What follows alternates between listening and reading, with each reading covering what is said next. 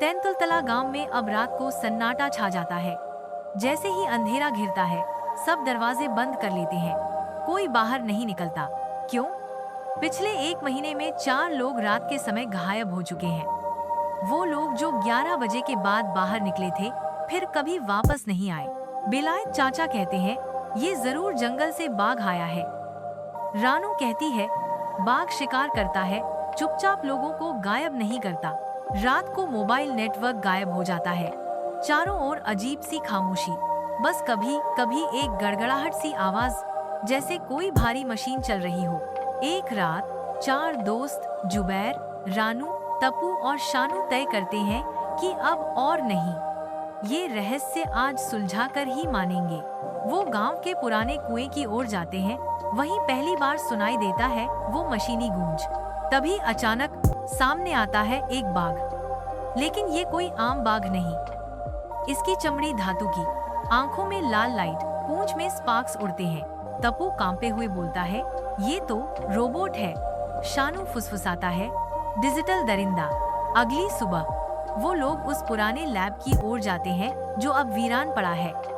पता चलता है वहाँ एक वैज्ञानिक अपनी बेटी की मौत के बाद बदला लेने के लिए एक AI बेस्ट रोबोट बाघ बनाया था। पर बाघ का प्रोग्राम धीरे धीरे बिगड़ गया। अब वो जिसे चाहे उसे मार देता है।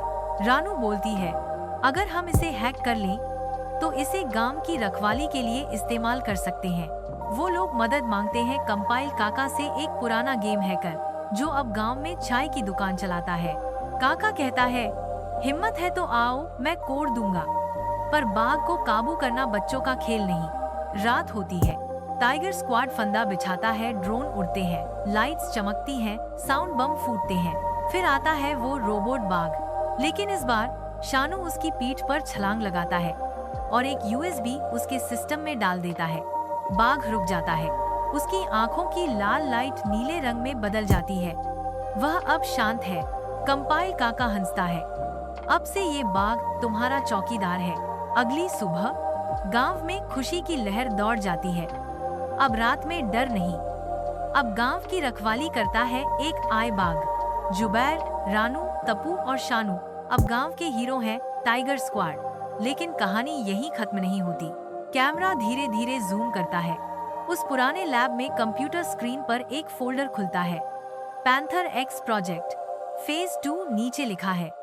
इस बार कोई नहीं बचेगा। कहानी खत्म। डर की शुरुआत फिर से।